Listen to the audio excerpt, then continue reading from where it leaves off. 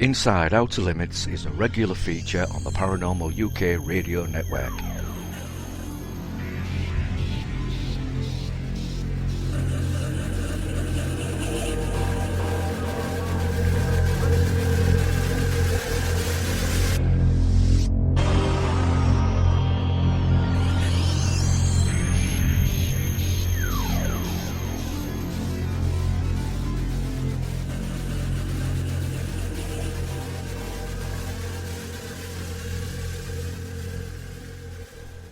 Hello everybody once more, welcome to another edition of the Inside Outer Limits radio show with myself, Chris Evers, the man from Outer Limits magazine, and of course, as always, my co-host, the man who should be obeyed, the one and only UFO royalty, Mr. Philip Mantle. Hello Phil. Good evening, Chris. Nice to speak to you again, mate. It is you, mate, as well. Do you like that new bit that I added, the man that should be obeyed?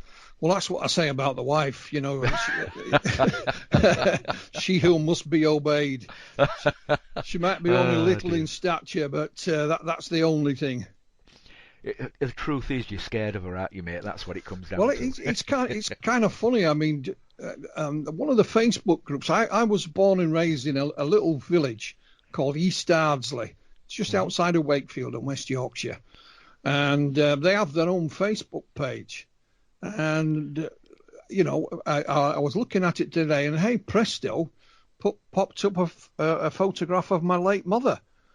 Oh, right. She was there with all female friends. I know where the photograph was taken. I don't know what date it was. It looks like the late 1960s, early 1970s, still in black and white, and brings back, you know, very happy memories. Both my mother and father are no longer with us, but my mother was from Northern Ireland, and she was the opposite to my wife. She was a very tall lady. She was almost 6 foot tall, and she was a force to be reckoned with, Chris. She really was. And of course, my two aunts lived nearby as well. So when the trio got together, they were undefeatable. They really were. They were a real force of nature, and so it kind of reminds me of my wife in some respects, because you know Christine can be a little bit feisty. Yeah. But yeah, so it kind of cheered me up today. Did that? Brilliant. They were that kind of generation, though, weren't they, Phil? That they had to go out and they had to, you know, they had hard lives really compared to how we have them today. Yeah. Well, and it made them stronger. Well, where my mum came from in Northern Ireland, Chris, I've got a couple of photographs of it. I obviously don't remember any of it, but it was in the middle of nowhere, and she literally had to walk 5 miles to school on a morning and 5 miles back on an evening. And she told me about when the Second World War started, and over in the distance on the horizon was Belfast. And she said she could just see all these lights go up and all this noise, even at that distance where they lived from it. And of course, it was the Germans that started to bomb the shipyards in Belfast. Yeah. And she said, I thought it was the end of the world. I really didn't know what, you know, she was only, I think, 13 years old, 14 at the time. Yeah. And within no time at all, of course, she's in Belfast making ammunition for the war. And I often joke that my mother made the ammunition, or my father, who was in the army, he fired it, you know. But yes, different lives completely compared to today. Absolutely. They're scared nowadays if the car can't reach the front of the school gate. Anyway, look, just before we introduce our guest, and I'll let you do that, we have had some kind of like feedback on one of the issues of Outer Limits magazine, which was the last issue, issue 30, and I'm sure you know what I'm referring to, Phil, the articles about Nick Pope. How do you think, you know, people have in general responded to that? Well, you know, I seem to be getting a lot of stick for it, even though I've not actually written anything about Nick. No, you didn't. I have shared that information, and I've shared various official Ministry of Defence documents that relate to Mr. Pope, and I've left it at that. And I said, look, if you don't believe me, you can go and check for yourself. But people will have to make up their own minds, Chris. You know, you can't force anybody to believe, and if they don't want to take any notice, it's like any research, any publication. You can only provide the details and the data, and allow people to come to their own conclusions. It's as simple as that. Yeah, absolutely. I mean, we can take an horse to water, but we can't make it drink, which is a shame, really, because if it doesn't drink, when the water runs out, they're going to die of thirst, aren't they? So, exactly. You know, but I can honestly say that Phil didn't actually provide any of those articles whatsoever that are in Outer Limits magazine. And I did verify the documentation, where it came from, which is why they went in the last issue. And if you've not seen the last issue, then you should subscribe. Simple as that. Now, let's hold that there then. And who we got today? Who we're going to be speaking to, Phil? Well, what can I say about tonight's guest? This gentleman got in touch with me last year. I'll let him explain who he is, because he's got a very lengthy CV, I think it's fair to say. It's from the United States. Everybody will have heard about the Skinwalker Ranch. And, you know, it's become famous, and it's had TV shows about it and books about it. But our guest tonight is a chap by the name of Trey Hudson. I'll let Trey describe his own background, because, like I said, it is very lengthy, and if I try it, I'll get it all wrong. But what Trey and his colleagues have been researching is another area within the southern part of the United States that they call the Meadow. That's the name they've given it, and it is akin to the Skinwalker Ranch. It has, you name it, reports of UFOs, cryptids, portals, missing time, crop circle-like formations, strange men in black, orbs. You name it, it's happened within this area that they call the Meadow. And we're happy to say, although we'll talk to Trey about it as we go along, the book is officially out on March the 1st. And we, due to demand, really, we put the book on sale a couple of weeks early. And Trey informed me, maybe an hour ago, that it's gone straight to number one as far as Kindle is concerned on Amazon. So we're extremely pleased. So may I welcome our guest this evening, Trey Hudson. Good evening, Trey. Oh, hello. Thank you, gentlemen. Thank you for having me. Good evening. I hope you're very doing welcome, well. Trey. Very welcome indeed. Okay, Trey, just go ahead. Tell us about yourself. Give us your background. Oh, gosh. We've got an hour and a half. Well, I'm pretty sure I can squeeze it in much less than an hour and a half. I'll start off at the beginning, like any good story does. I am a child of the 70s. In growing up in the 70s, I was exposed to several very good and very interesting television type shows and other venues that featured paranormal, cryptid, UFOs, and things like that. One of the things that really got my interest started in this as a young lad of about 10 or 11 was an old TV show called In Search Of. It was hosted by the great Leonard Nimoy. And if y'all recall it, it spanned the gambit of, all kind of, Fortean items, be it UFO, cryptids, whatever. They always had some sort of interesting documentary on this. And as a young boy, a red-blooded, curious, getting into trouble kind of youngster, I just absorbed this stuff like some sort of, twisted and demented sponge. I love this stuff. And there was also a TV show that came out here in the United States about the same time called Project UFO. And it was a dramatization of the old Project Blue Book files. And every week they would have a different case, that was investigated by the Blue Book, and they would dramatize it. And this just really piqued my interest. Also, this was the heyday of the cryptid docudramas. If you remember the Legend of Boggy Creek, and several other, Bigfoot or Sasquatch type movies were coming out. So this was a heyday. This was just really a very rich time for a young, impressionable mind to be soaking up all things high strange. About this time, there was a traveling contractor. I travel all over the country working on various construction projects throughout the nation. And on one of his trips, late one night, he was listening to an evening radio show. And the guest on this radio show was the legendary Brad Steiger. And Brad Steiger was discussing his book, Gods of Aquarius. And I'm looking at my copy right here, and it was published in 1976. So that would have been about the time. And my dad was intrigued by what Mr. Steiger had to say, which Mr. Steiger's points of view on some of this stuff was really interesting in this book. So my dad bought this book, had it sit to our home, and I would sit there in the evenings and just pour through this book, looking at the wonderful illustrations, reading the various theories and thoughts on it. And my dad kind of set this spark, and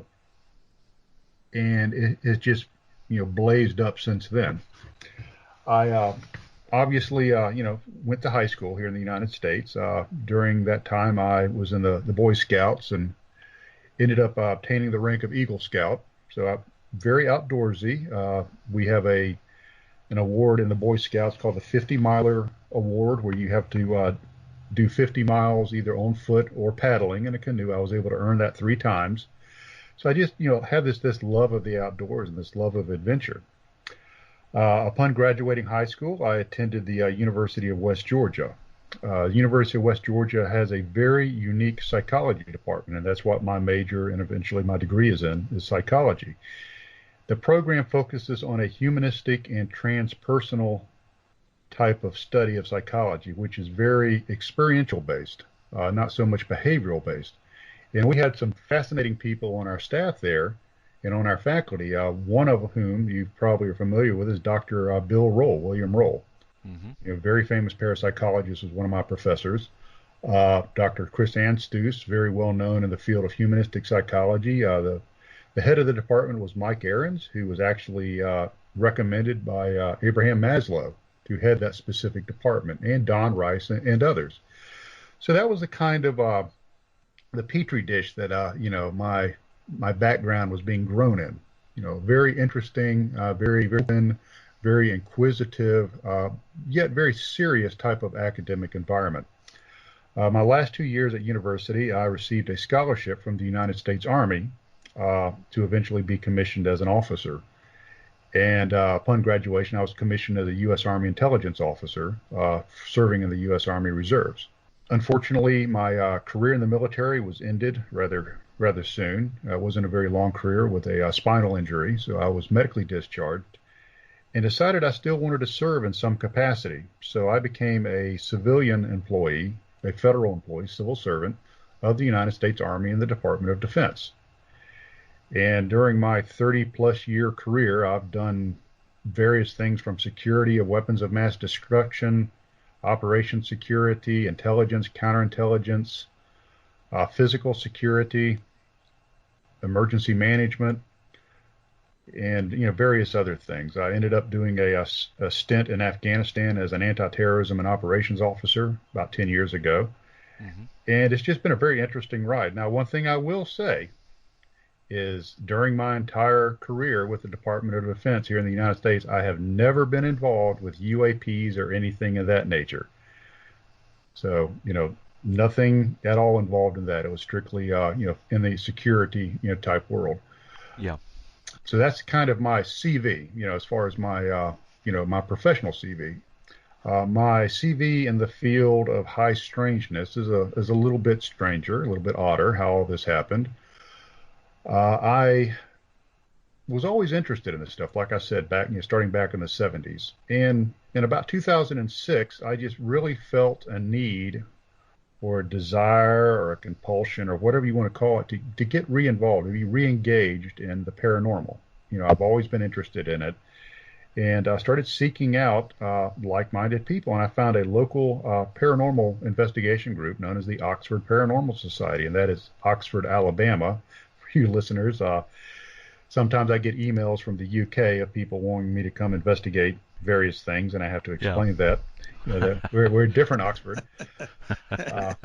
The commute is rather horrendous. I have to hold my breath while driving over there.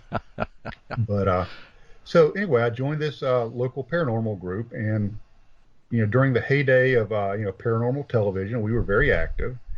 And unfortunately, the founders of the group became rather burned out. With it, it's carrying the weight of something like that can be rather tedious and cumbersome at times. And they decided to step away from the forefront, and they asked if I would take over as the director of the Oxford Paranormal Society. Well, I mean, how many times does somebody just say, "Look, I'm going to give you this vibrant and active paranormal group to have. Here you go." And of course, I took it. Obviously, who wouldn't? And over the years, as the interest in traditional paranormal type investigations, of haunted homes and businesses and things like that, had ebbed and flowed. We started experiencing a bit of an ebb, and I decided to start branching out into other things, and that resulted in the formation of a division of the Oxford Paranormal Society known as the Anomalous Studies and Observation Group, or ASOG. And ASOG is much more focused on extreme high strangeness in very austere and remote locations. The people on this team, are experienced, woodsmen, backpackers. A lot of us have military and or law enforcement backgrounds. A lot of folks come from the medical world, paramedics, nurses, things like that. So it's a very, very rugged and very focused group of individuals in ASOG. Using that group and these people, we discovered the Meadow quite by accident, and we basically have been investigating it earnestly since 2016. Right. So let's make one thing clear straight away, that the reason you call it the Meadow is simply because you don't want the area to be contaminated by many, many other people. You want to try and keep it as strangely clean as possible, so it's not contaminated and results are affected.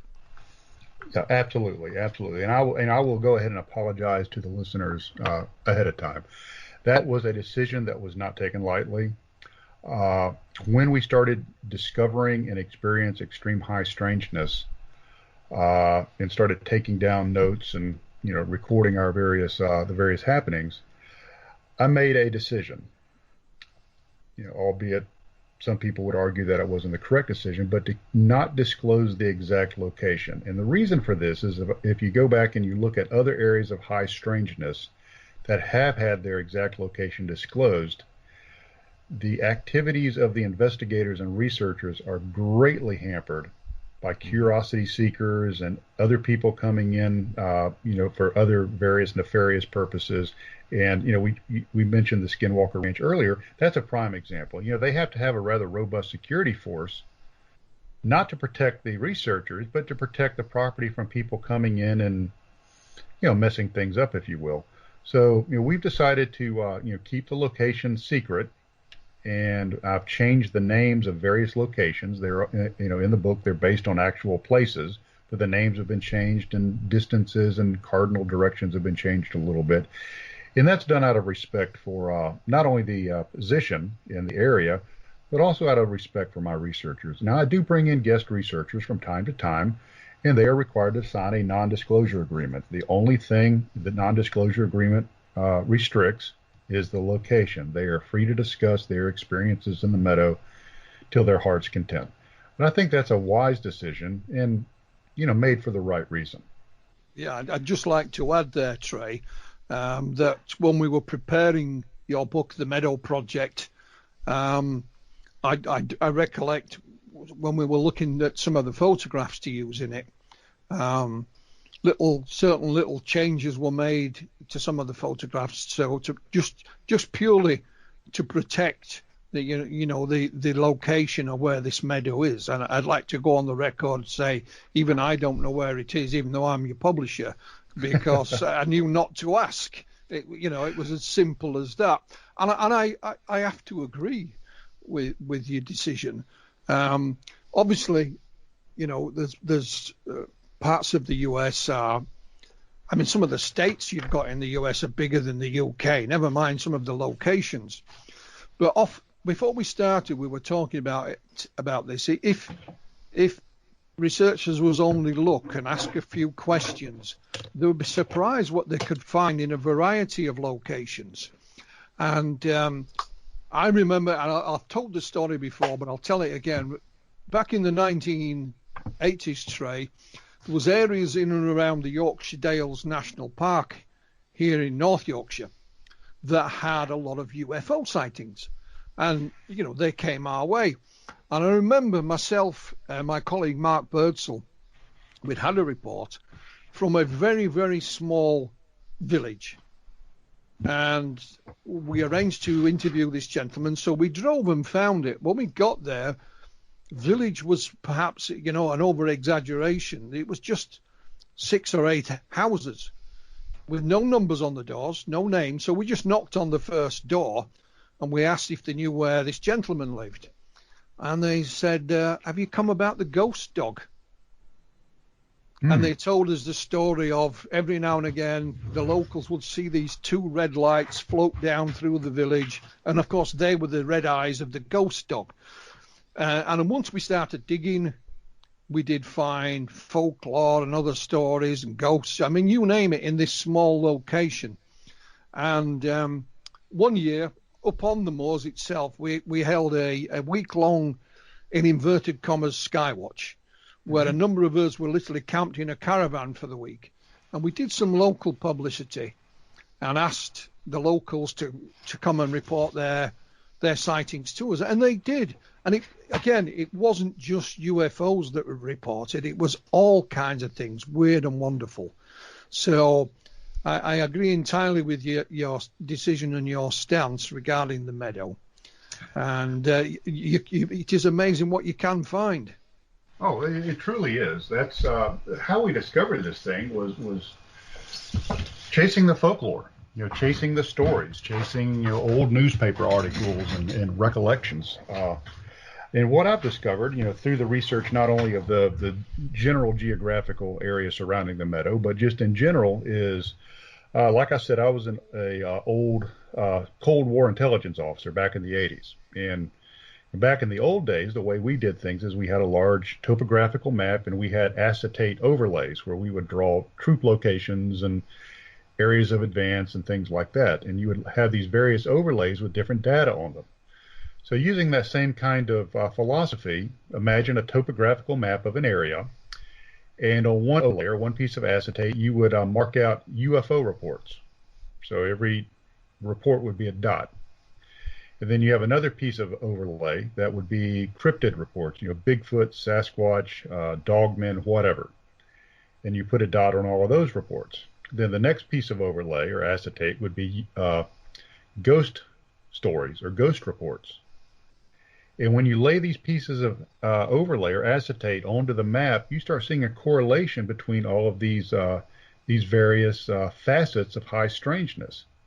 So that's what I started seeing when I started researching this general area. Is the region has a very rich and storied history of ghosts, UFOs, cryptids, and other items of high strangeness. The one thing that amazed me when, in the first couple of chapters of the book, you do talk about the past history of the area, and what amazed me is these campers, these hikers, who would simply disappear, and they would abandon the campsites and just leave everything, you know, that they'd bought and paid for in situ, right? You know, and just left their equipment and gone, disappeared, for no apparent reason or with any explanation. They just disappeared. Right, and that's not unheard of. As you will, research other areas of high strangeness, you will continuously hear stories of abandoned campsites, with very expensive, camping gear, tents, stoves, etc., just left, like you said, in situ, with no explanation. So what happens to these people? Were they frightened? Did they feel compelled to flee, in the middle of the night? Did they disappear? Are they like something out of one of the 411 missing books? Or were they just addle-minded people that just happened to forget all of their expensive gear on their drive back home? And that's part of the mystery. And this isn't isolated. You hear about this kind of thing in various places, all over the world. But what I wanted to ask, Trey, is yes, you've tracked the folklore and the history of the high strangeness in this particular area, the Meadow, but you've also encountered things firsthand, have you not? Oh, absolutely, absolutely. Some of the things that we've experienced there, I'll be honest with you. When I was going back and proofreading the manuscript, I would read through some of the things that I had taken from my field notes and put into a narrative form, and I would say to myself, this is unbelievable. This is it's just incredibly strange things. And I would look at it with a healthy degree of skepticism if I hadn't have been there, and if I hadn't have been there with numerous co-witnesses and co-experiencers. So it's like you said earlier, we have experienced everything from UFOs to entities to missing time. We've had one of our members appear to turn into an orb or a sphere of energy, however you want to say that. We have something that appears to be portals. We have, as far as I know, the only video footage of a team approaching the area where a portal was and disappearing from view. And we have this on FLIR footage. And we've also encountered a strange, businesswoman visiting us during an investigation in the middle of the forest, dressed in business attire. Yeah. And so that's a woman in black or, man in black type of thing. So, we've had vehicles locking themselves and unlocking themselves with no explanation. So it's just the entire gambit of paranormal activity. Yeah, I mean, sorry, Chris, carry on. Oh, it's okay, Phil. Go ahead. I'll ask my question in a moment. You're okay. Yeah, I was fascinated. I'm sure I read about, and correct me if I'm wrong, Trey, one of your colleagues was approaching the site, and I don't know if you could see him in the distance or you got contact with him in the distance, and it should have taken him, I don't know, half an hour or an hour to walk to your location, but he turned up a lot sooner than he was supposed to have. Am I correct? Very close, very close. That was a gentleman by the name of Bob, and he had two incidences this one particular night in July of 2016. This is some of our first trips out to the Meadow when we really started investigating this particular site in earnest. Earlier that evening, what we decided we were going to do is imagine, in your mind, a mountain meadow, an open meadow of maybe about 4 acres. And our goal was to place several teams in the meadow and have each team armed with a FLIR monocular, a forward-looking infrared. It's a monocular, a scope that's handheld that detects heat signature. So you can tell any living creature putting off heat will show up in this monocular. And you've probably seen them on military shows and police shows and things like that. So each team had a small handheld FLIR unit. We had a team that traversed a southern ridge just above the meadow, and the idea was that the team on the ridge had a higher vantage point and they had good visibility down into the meadow. Also, if there was anything up on the ridge, that maybe we would drive it down into the meadow and it could be captured and filmed by the teams down below. Well, we decided one person would be the driver, i.e. the person up on top of the ridge, and the teams would be down in the meadow below. And the individual was named Bob that was going to be the driver. So the teams set up in the meadow. One thing we're pretty sticklers about are radio communications. So we were all in radio communications, and we radioed back to our base camp and to Bob that we were, on site, that he needed to start traversing the ridge.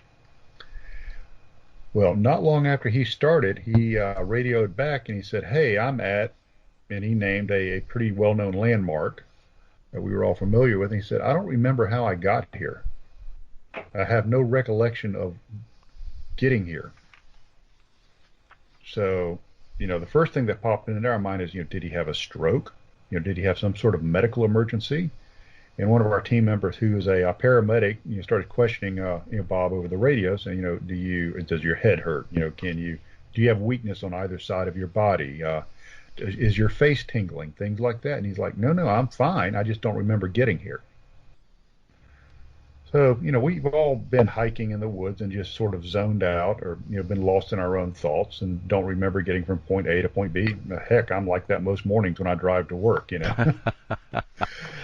And so, we made note of it. We didn't completely brush it aside or disregard it, but we didn't put a great deal of importance on it. So you've also... Sorry, Trey, go ahead, go on. Well, I was if this is a good spot if you have a question. I was just going to mention that you've also captured on FLIR, flare, whatever you call it, however you pronounce it, you've also captured human-like figures. Do you want to tell us what the equipment is that you used and what these were, or what you believe they could be? Well, the equipment is manufactured by the FLIR Corporation, and some of the units we use, the smaller ones, are called the Scout TK, and you can Google this. It's a handheld unit, and on several occasions we have detected heat signatures, human-sized heat signatures. When I say human-sized, I don't mean they necessarily had visible arms or legs. They're more like a pillar of energy, and have detected these energy figures or energy beings transforming from one into three. So you had one being transforming into three. Mm-hmm. We also have on video, right after we discovered what we think might have been some sort of portal or doorway and dispatched a team into this area, we have on video one of these energy figures actually watching us from a small copse of trees about 40 meters from Now, what are they? Your guess is as good as mine. I don't know. If we look back in history, maybe they would be called the Fae, or a troll, or in the southern U.S. we have a rich history of storytelling. We might call them haints or haunts. So the answer is I really don't know what they were. But I will tell you this, they were remarkable, and their appearance was quite startling. I suppose, Phil, you'd call them leprechauns, would you? You wouldn't being Irish. Yeah, I mean, I've told the story, Trey, on the show. My mum lived in a rural location in Northern Ireland. I think she was about 12 years old, and on the small farm on which they lived, she was playing down by the stream, and she claimed to have met a fairy. Mm-hmm. A female fairy, little fairy with pretty clothes and wings, and she conversed with the fairy, and the fairy gave her a little bottle to drink out of and said, if you drink out of this bottle, you'll never have an accident in your life. She claimed she never did, but I had to remind her she did marry my father after all. And as I grew up, Trey, I asked her about this several times. I said, was it real, Mum? And she said, well, it was real to me, son. And she told my children, her grandchildren, the story. And again, make of it what you will. What we tried to do, although we could never do it justice, on the front cover of your book, The Meadow Project, is put two of these, we'll call them light beings, for want of a better phrase. They're depicted on the front cover. And again, you can use your own imagination then as to what they may or may not be. Some good news as well, of course. We'll give it a plug, and why not, about the book itself today when it's launched March the 1st, but it is on sale. Do you want me to tell it, or would you like to say, Trey? Go ahead and take the floor as the publisher. Well, please. About an hour before we started this broadcast, I read an email from you. I got a message anyway, and it said the Meadow Project is at #1 in Amazon Kindle, and I would have to say congratulations, Trey. That is excellent news, especially for a book that's not officially on sale yet. Indeed, yeah, indeed, brilliant. So well done. Thank you. Absolutely. The book is, of course, available in Kindle or paperback on Amazon, anywhere in the world. Go and treat yourself to a copy. What I would like to ask, and I don't know if you pointed this out in the book, when we talk about the meadow, what size of an area are we talking about, Trey?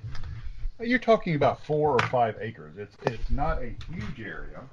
It's reasonably compact. And imagine a meadow or a field sandwiched in between a high ridge on one side and a creek on the other.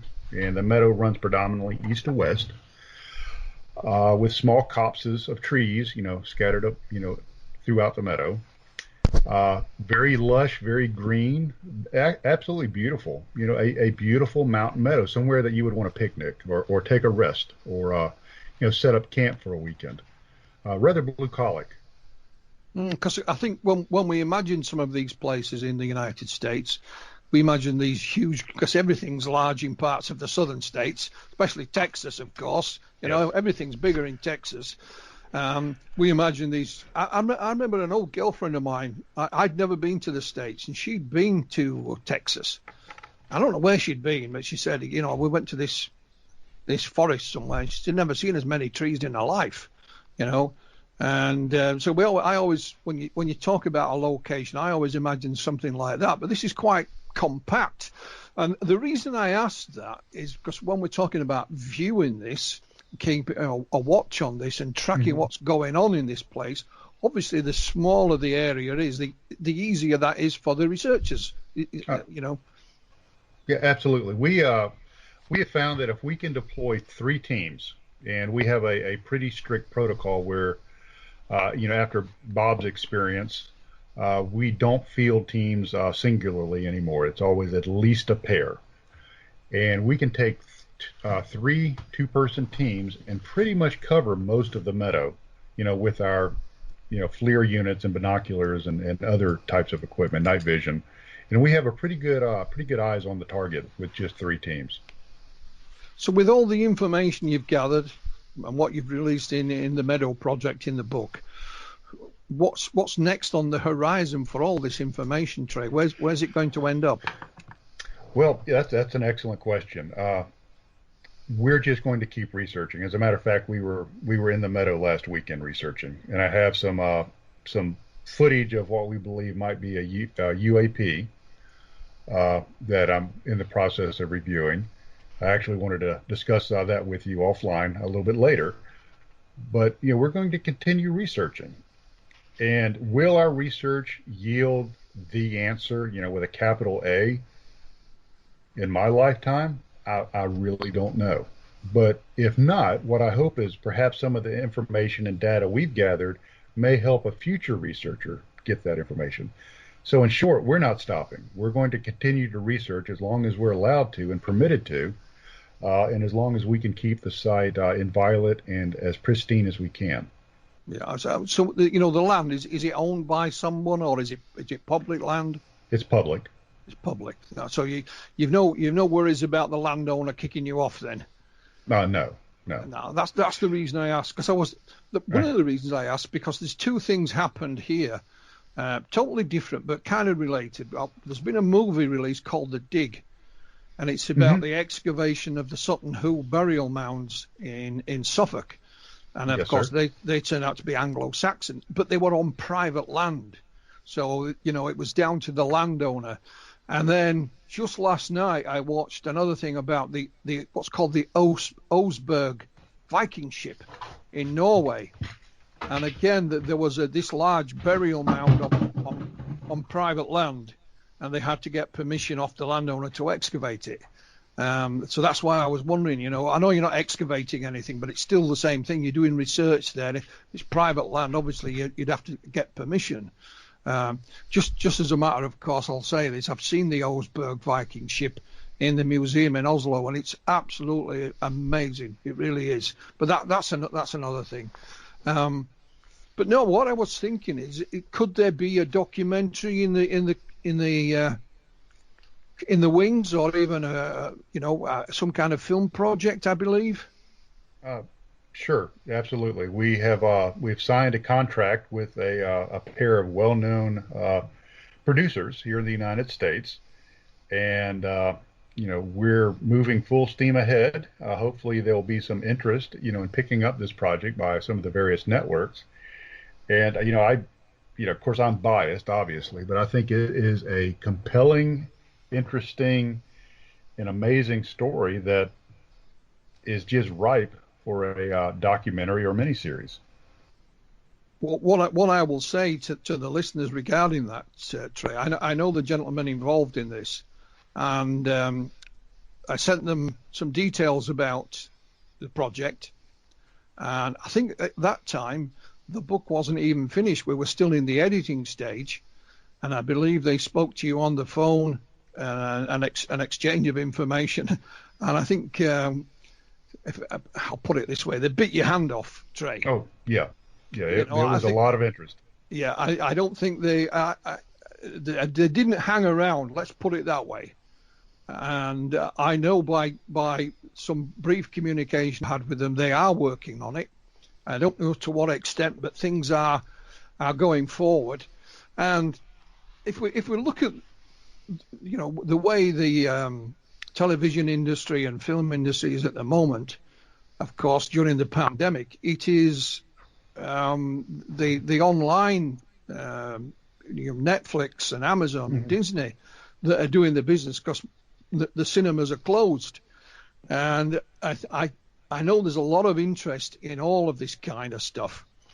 Hence, your book has gone straight to #1. I think that speaks for itself. And I'm pretty confident that before too long we'll see the Meadow Project on our screens one way or another. I'm pretty sure of that. Oh, I do hope so. As recently as December, just a few months ago, unfortunately, like much of the world, COVID has really taken a bite out of the ability of certain industries to do their business. And here in the States, one of those industries obviously is film and television industry.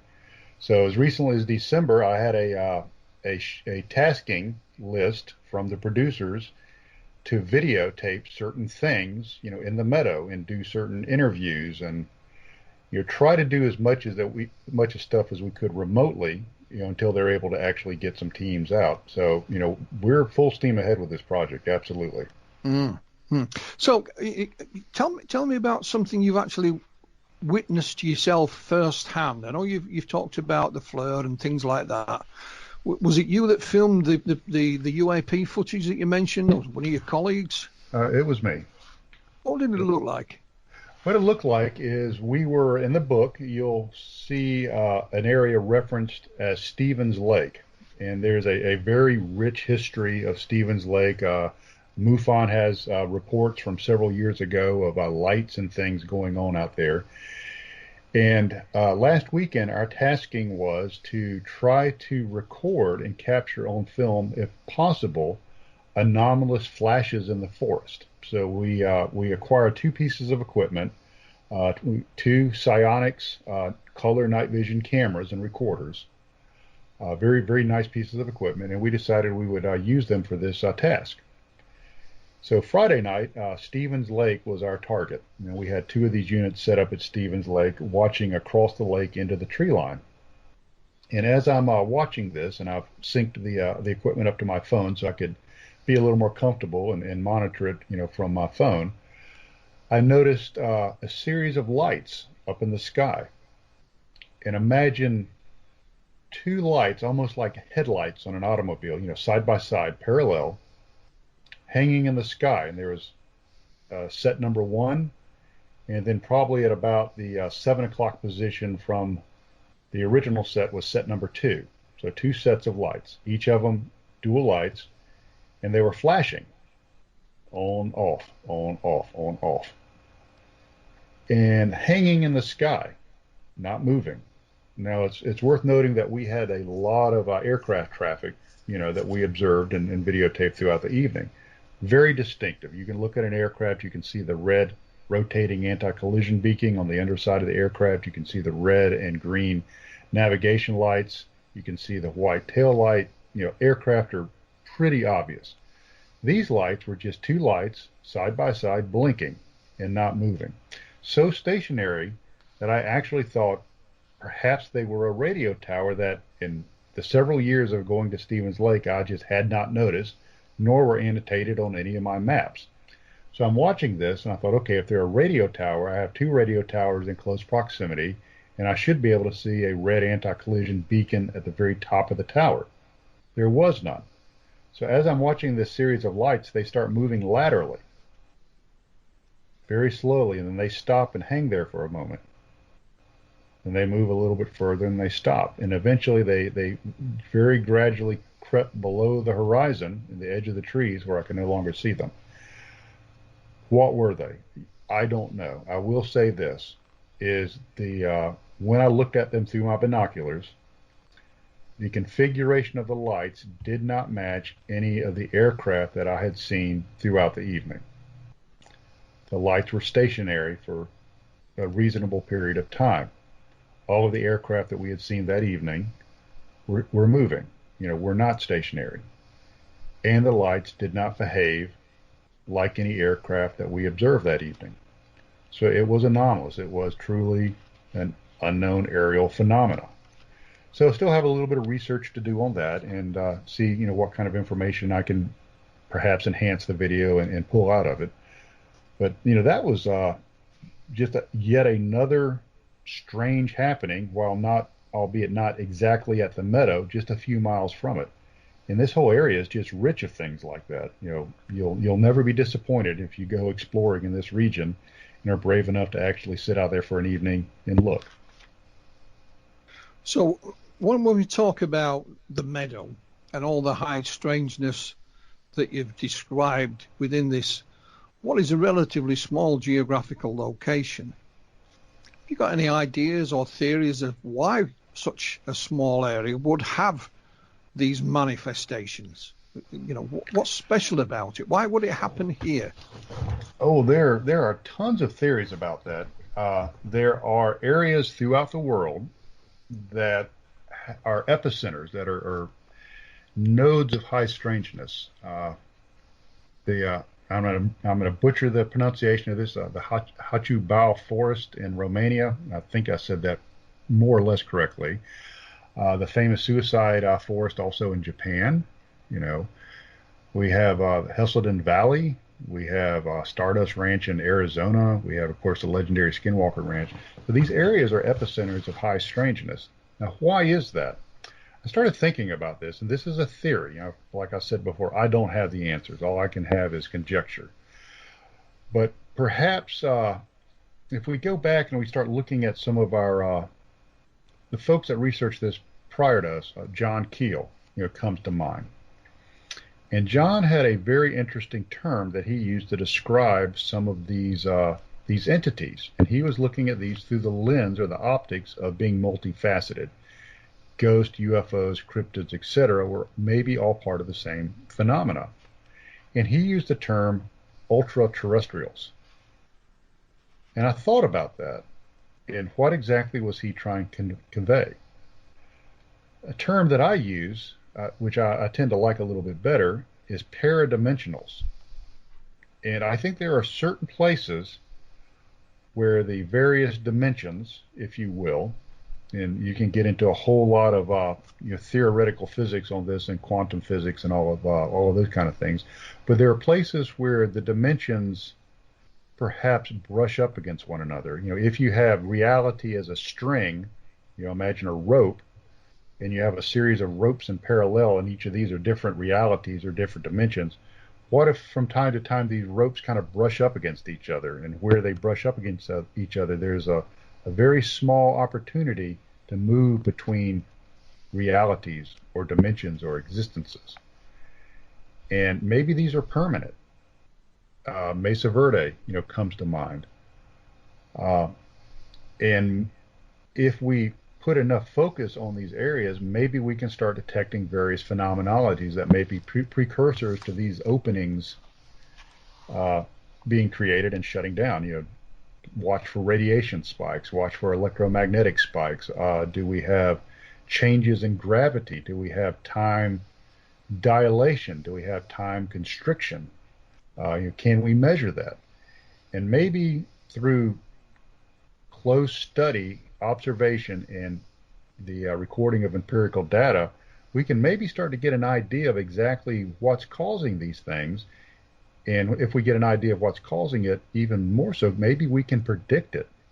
And if we can predict it, maybe we can be there when it manifests, and we can maybe communicate with whatever's coming through the other side. Yeah, there was a name you mentioned there I've not heard from a long time, in John Keel. I was fortunate to meet him once, and he was a fascinating chap. Sorry, Chris, I think I interrupted you there. No, it's okay, Phil. Don't worry. It's I was just going to ask Trey, really, about because you yourself experienced, I don't know, should we call it a time dilation or some kind of effect? You called it in the book a Dolly zoom shot type effect around the Stevens Lake area. Do you want to tell us a little bit about that? Absolutely. This was very early in our investigations, really before we had started to form up, what exactly we were doing. Some friends of mine, I convinced them to come out and look at this area that I'd been, researching the folklore, in records of high strangeness. And this was in 2015. And we were driving down to Stevens Lake. And it's a very arduous drive to go down there. You have to have a four-wheel drive vehicle, a truck or Range Rover or something like that.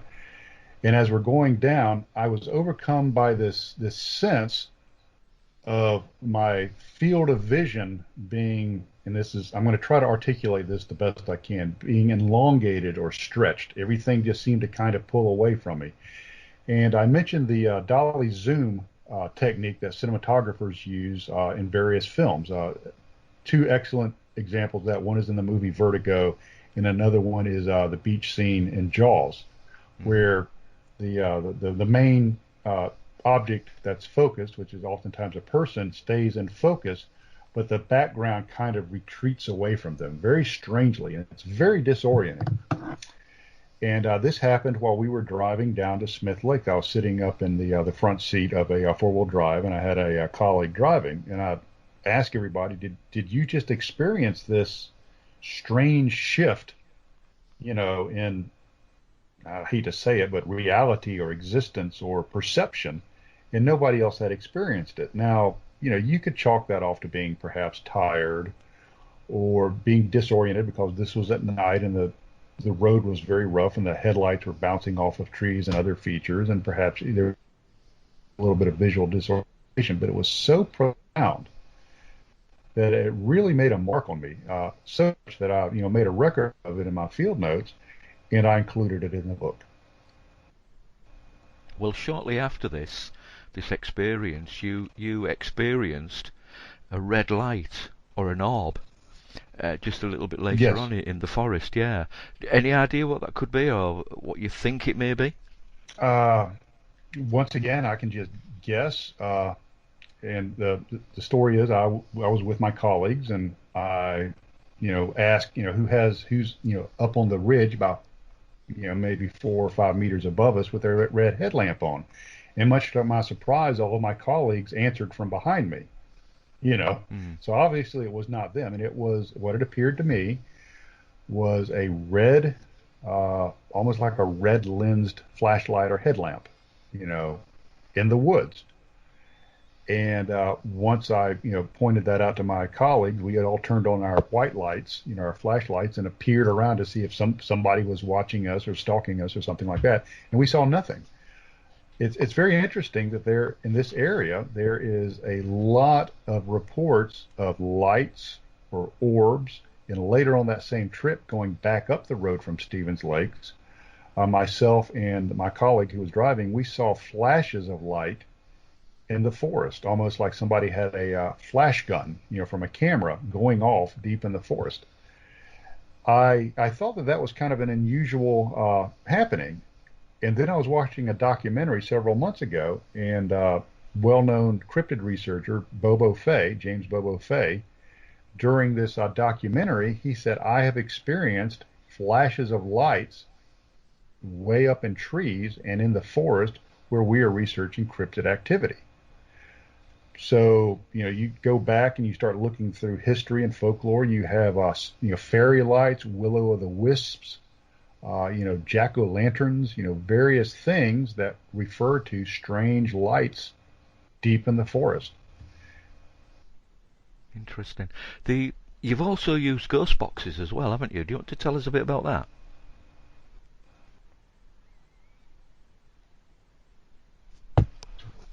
Hello? Oh, yes, I'm here. Sorry. Oh, that's fine. Okay, can you hear me okay? Yes. Okay. I did mention that you've also used ghost boxes as well to try and make contact with whatever it is that you believe is in the meadow. Do you want to tell us about that experience? Absolutely. It was something that exceeded our wildest expectations and was a very remarkable turn of events. I'm sure most of your listeners have seen the various ghost shows where they use what's called a ghost box, which is basically a device that scans a certain segment of the radio frequencies, the bandwidth, oftentimes FM.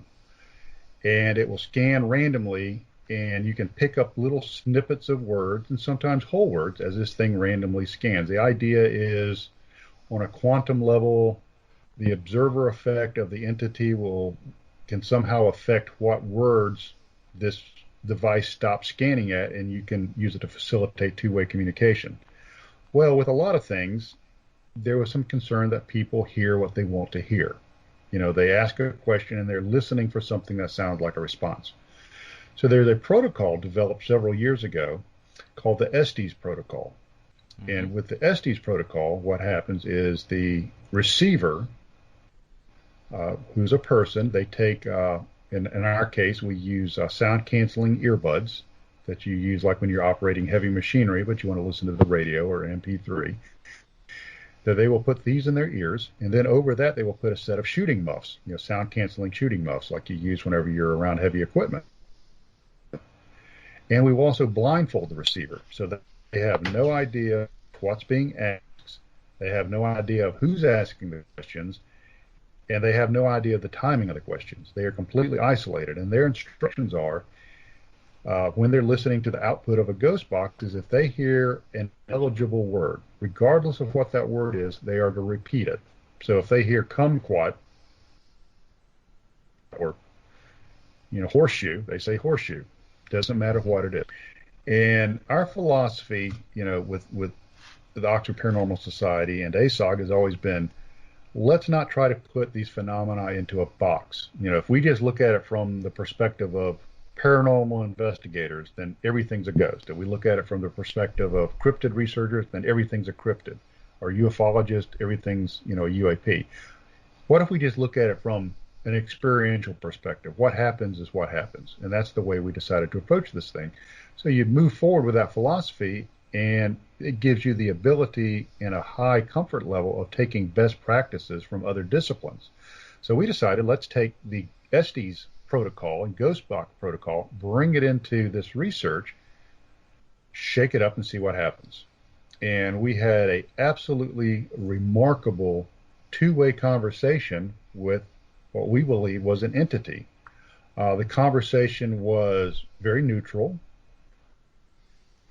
until we started asking about specific phenomenology that we might be able to use to predict these portals or openings. And then the entity started to sound a bit agitated, and the entire transcript of this is in the book. And it was very odd. It was almost like we were getting too close to something, and the entity was willing to entertain us and, go along with the conversation until we started getting too close to maybe the truth. And then it started getting a little testy, a little cheeky with us. And that was just a phenomenal turn of events. And we have this on video. So that was absolutely amazing. And then that came from being confident enough as researchers to step outside of our comfort zone and maybe bring best practices or techniques from another field, another area of study, and use it for what we're trying to do there in the meadow. And And what we hope to do in the future is take that even a step further. And I don't know if you're familiar with the God helmet. No, I can't say I am. Yeah, I am. Yes. Yeah. That uses electromagnetic frequencies that are pulsed into parts of your brain that creates a euphoric, transcendent state of consciousness. Mm-hmm. It's field deployable. They have units now that can be deployed in the field. So, we're starting to think about, well, what if we use the Estes method and we force a transcendent state of awareness using electromagnetic pulses into the brain of the receiver? Could this even further break down the veil that might be between us and meaningful communications with these entities? Well, I will say, folks, if I hope you do go out and buy this book, but what Trey has just described really with that conversation and that contact is in chapter 10 of the publication, and it starts about with page 124, 125. It's absolutely fascinating stuff. Trey, we've spoken quite a lot about the Meadow Project and the book and so on, but other than the Meadow itself, what other kind of cases have you been involved with? What kind of things have fascinated you personally? Well, the Meadow Project obviously has taken up quite a bit of my time here, in the past few years. Personally, I still enjoy exploring, the survival hypothesis. I've always been interested in ITC, or instrumental transcommunications. I have a ghost box that I built based on one of the Huff designs. I do believe that there is a method of communication with those that have passed over. I think the old, probably the best example of that was with the Spiricom machine that was used several years ago, and unfortunately hasn't not been able to be replicated. And that's a real interest of mine. Strangely enough, Robert Bigelow, who founded Bigelow Aerospace, funded NIDS, National Institute for Discovery Science, who did some of the most remarkable and did true yeoman's work there at Skinwalker Ranch. Unfortunately, not all of that has been released for various reasons. He has changed his focus over to survival studies, survival of life after death. So that's another issue, an item that's always fascinated me, and I think that's certainly worthy of study and research. Absolutely. The whole thing about the Meadow Project, which I found fascinating, again, was that early history of everything that had gone on there. And one of the other things that I found fascinating in the book was when something was tapping on the side of the tents. Oh, yeah. That was one of the things that was quite amazing. Is we were actually camping on the shore, a very remote campsite on the shore of Stevens Lake. And we try to mix it up. I have found over the years is if you oversaturate a particular area with research or investigations, sometimes that causes a diminishment in activity. So, you don't want to overstay your welcome, as you were. So this particular trip, we decided to camp on the shore of Stevens Lake in a very remote campsite. And it was a very rainy, dreary weekend. And as we were sitting up under one of our canopies, which is a 10 by 10 nylon canopy with sidewalls, nylon sidewalls, mm-hmm. It sounded like someone or something took what a rug beater looks like a giant fly swatter. Yeah. Right? It was like somebody took a rug beater and slapped the absolute dickens out of the side of one of our nylon sidewalls. Just really smacked it hard. And it was so loud and so concussive that we just all, just sat straight up, wide-eyed, looking at one another like, what in the heck was that? And so we grabbed our flashlights and we went outside, and, Occam's razor would be that, a tree limb fell and hit the side of the sidewall. That would be, the most logical explanation. But we got out there and we looked all around the tent for any kind of tree limbs or any indication that somebody was there. It was a very dark and rainy, dreary evening. We could find no evidence of anything that would have caused the concussive effect of the sidewall of our canopy. It was almost like there was a small burst of air, like a microburst, poop, that caused a concussive effect on the sidewall of the tent. And we were never able to determine exactly what that was. Was that something trying to get our attention? Was that a portal, winking in and out of existence, causing a small disruption in the environment? We'll never know. It's just another one of those strange happenings that we chalk up to the area around the meadow.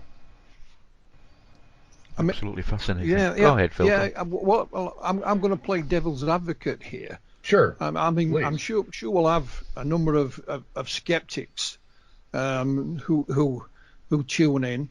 They will probably say, "What about things in the daylight? Most of what you've described at the moment has been in the dark. What about in broad daylight?" That's a very good question. We have the Estes sessions were all done in the daylight. That was not done at dark. We have had some things that happened during the evening. There was one instance where we had hiked into another very remote field, very much like the meadow, and we were trying out a hypothesis. Were clearings in this general region, a stimulus for anomalous events? So we hiked into another very, very remote meadow, and during that trip, we discovered one of our team members' backpacks had been messed with. That a stick or branch had been woven through his hip belt or waist belt, in the middle of the night in a way that was not accidental. So one side of the branch was under his hip belt as the pack sat on the ground outside his tent, and the other side was over the top of his waist belt. Wasn't done by accident. Another thing that happened during the day is the tracks, the anomalous tracks that happened during the same trip. While we were off exploring this very similar meadow 7 miles away, we had a team back at base camp half a mile from the meadow. And when one of my teams hiked out there that morning before we had hiked back, they noticed a set of tracks in the meadow. The grass was maybe about 18, 24 inches tall.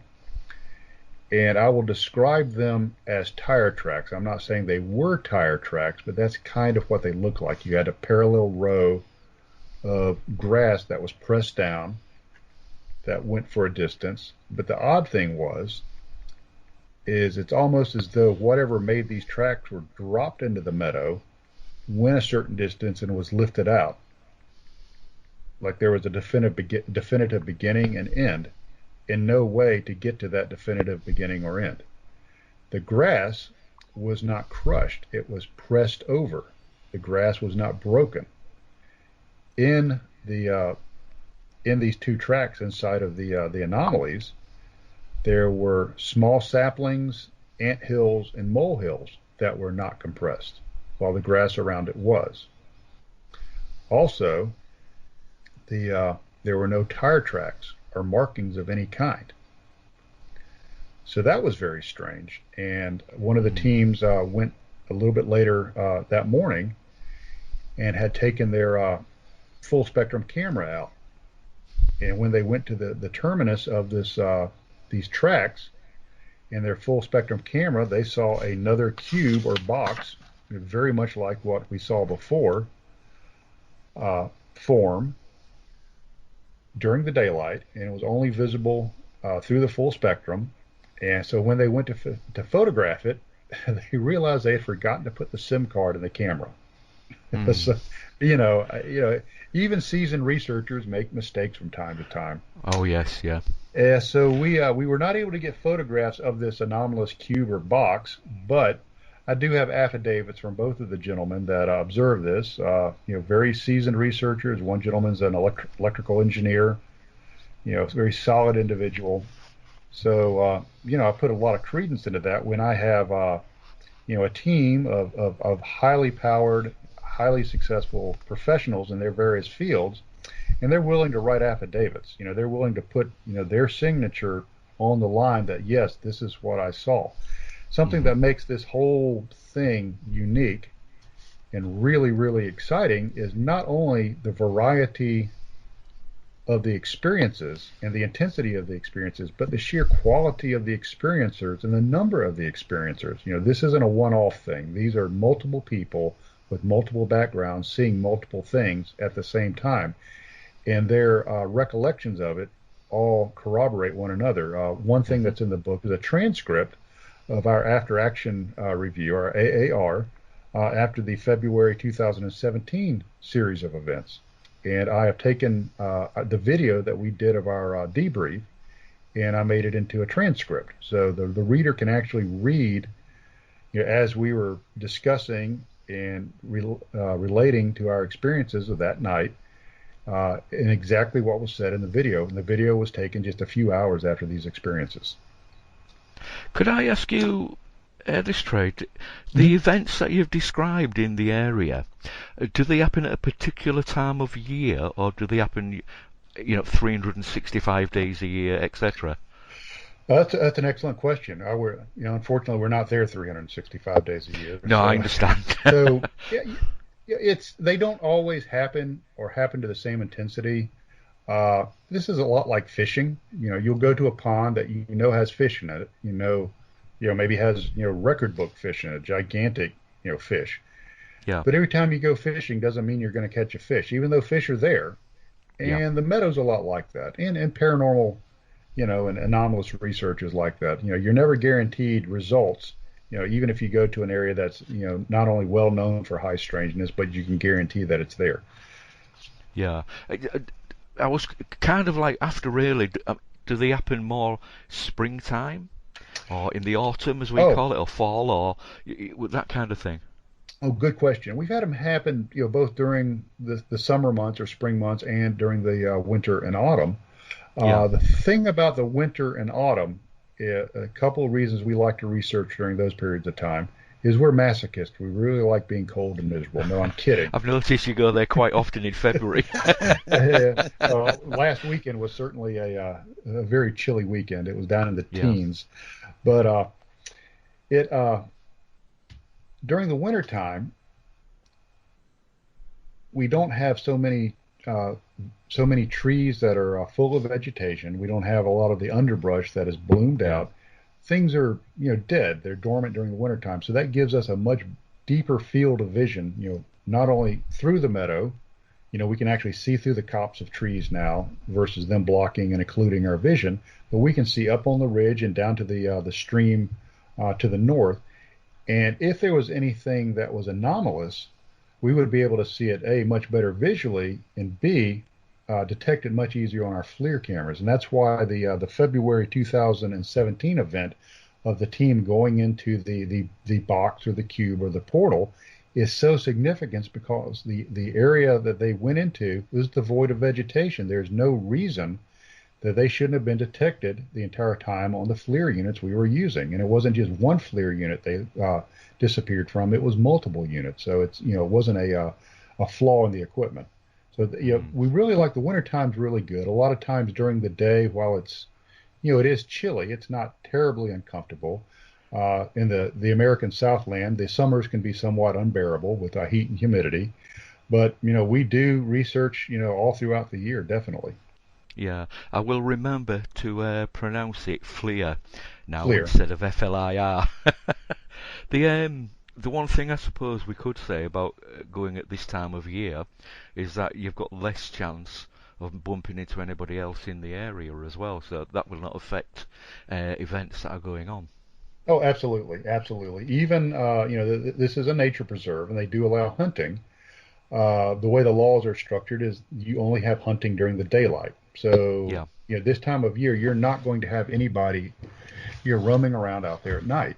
Or if they are, they will be in a very defined area, like along I mentioned the Possum Trot hiking trail. They may be traversing the trail, but, the odds of a backpacker or a hiker traversing the trail at night are pretty remote. So, for all intents and purposes, we have the entire place to ourselves once the sun goes down. Yeah. I just want to change the tone slightly, because you do have at the end of the book there, you've got a memoriam to Tim Gillarden. Gillarden, yes, sir. Gillarden, sorry for my pronunciation. No, that's fine. How did you meet Tim, and how did his loss affect the investigation? Tim and I met, actually, strangely, during a training session where we were being taught remote viewing by a colleague of ours. And Tim's background, to give you a little bit about him, he's a man that I held in just the highest respect and the highest regard. A former U.S. Army Ranger, has a background in special operations. There's a school here in the state known as the Georgia Institute of Technology, or Georgia Tech. Very, very, very, very highly respected technical university. He has a degree in physics, or had a degree in physics from that university. Very smart man, very dedicated, very driven, and was a key member of ASOG. Was actually on our board of directors. And so he and I met, while we were studying remote viewing. And at first, I didn't know how to take him. He can be a rather gruff individual, but before too long, we became just lifelong friends. And he died unexpectedly in July of last year. And it was a real punch in the gut. It was a real event that rattled not only me personally, but the members of our team. Tim and I literally were planning at the end of July 30th, we're planning to go into the Meadow. He and I backpack in there with all of our gear and equipment and set up there, just the two of us, and act as existential bait, if you will, and record what happened. And we were in the process of trying to come up with protocols where we could ensure a degree of safety for ourselves, and what kind of equipment did we need to take. And we were planning on this trip in 30 July of 2020, and Tim passed away on the 19th of July. So I will say, Trey, how you speak about him in the book really does show the respect that you had for the man, and I'm sure he will be very, very proud of the way you've presented this information in the book. Well, thank you. It's it's not only just a tribute to him, but the people I research with are phenomenal people and amazing human beings. I'm truly blessed every single day to have such a remarkable group of people that share this crazy vision that I have. And something I mentioned in the book is I don't even know how I ended up as as a leader, the ringleader of this circus. I just sort of ended up being in charge of it.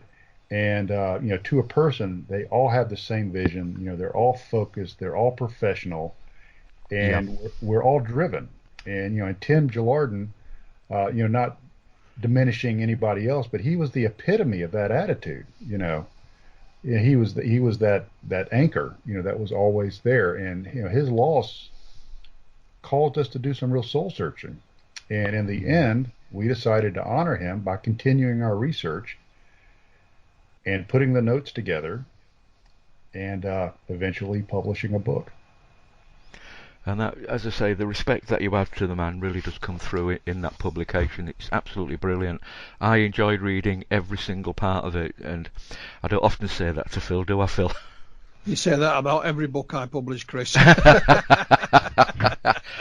but it is a brilliant publication. I mean, we all know about Skinwalker Ranch and the various forests around the world, Romania and events in Japan and things like that. But to find something like this somewhere new I think it is phenomenal, if I could put it that way. Oh yeah, absolutely. And what I wanted to try to convey in the book is bring the reader along with the journey. They're part of the adventure. They're part of the discovery. This isn't my story. This isn't my Meadow. This is the world story. And I wanted people to get to experience that, and maybe, come along for the ride, and enjoying the ride, maybe learn something about the Meadow, and more importantly, maybe learn something about themselves. Yeah. So you've discussed, you mentioned that you were there quite recently. I think you said last weekend. And what future plans do you have for the venue, the Meadow? Are you going to carry on as you are, or are you going to, bring more people in? I know you've had quite a number of investigators involved, as many as 10 visiting the area at one time, if I remember correctly. What are your future plans for the area?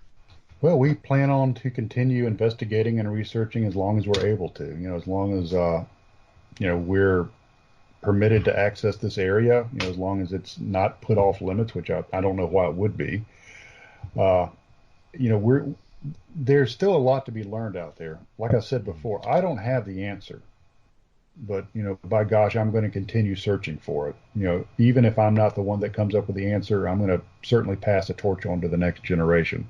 So as far as ASOG and OPS are concerned, it's full steam ahead. All hands, man the decks. We're moving forward. Excellent. Do you want to add anything, Phil? Just want to ask one thing, and it'll seem like a strange question, but I think it's relevant. During your excursions into the meadow, have you ever been scared? Excellent question. Never been scared. I have been a bit weirded out, maybe a bit apprehensive. Probably the closest I've ever come to being scared, and that's such a loaded term.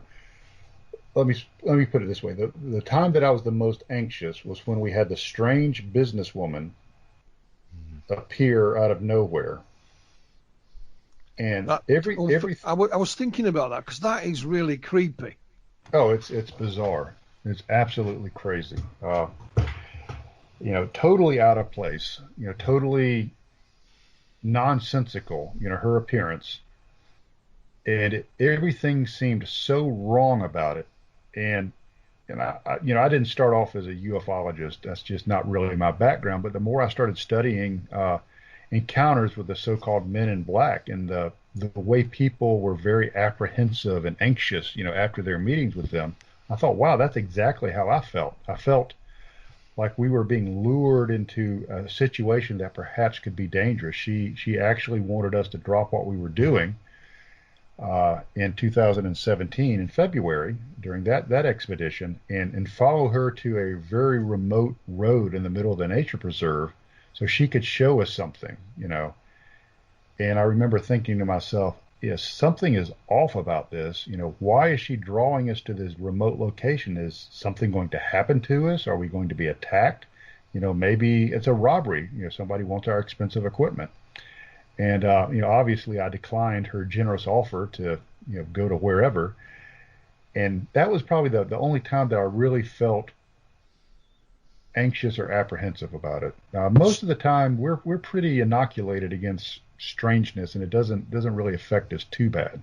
That's amazing, isn't it? If you think about it, you see all these weird and wonderful things, but it's when a woman turns up that makes the hairs on the back of your neck stand on end. Oh, absolutely. One of my team members, our base camp manager, Glenn, a little bit about his background. He's been a paramedic for 30 some odd years. I used to be a flight medic, flew all over the world, doing medevacs for patients. Very solid, experienced person. And he told me, very recently, he goes, that has to be one of the strangest things I've ever seen in my life, and I have never seen a human being act like that. Everything was so off about her, and he has seen people in the, having various medical issues, be it strokes or, some sort of epileptic episodes. He's seen people, having reactions to a whole pharmacy of chemicals, be it PCP, heroin, you name it, and he has never seen anybody act as strange as this woman did. Well, I will. Fascinating. Yeah, I was just going to say fascinating. Honestly, folks, get a copy of this book. You will not be disappointed. It's full of startling information. Absolutely amazing read. I really enjoyed it. Well, thank you. Yes, and let's just refresh their memories. The Meadow Project. Explorations into the South Skinwalker Ranch by Trey Hudson. #1 on Amazon now. You can buy it on Kindle and paperback anywhere in the world. So, Trey, thank you very, very much for joining us. I've really enjoyed the discussion. And take care. Stay safe. Thank you for joining the Inside Outer Limits radio show. And Phil, if you'd like to thank him. Yes, once again, thank you for coming to Flying Dispress as well, Trey. And we look forward to how things progress, not just with the book, but with your ongoing research, and maybe also seeing this on the small or large screen at some point as well. Share it with an entirely different audience. Likewise, I'm looking forward to that too. Gentlemen, I would like to personally thank you all. It's been a unique privilege and a distinct honor for being with you tonight. Inside Outer Limits is a regular feature on the Paranormal UK radio network.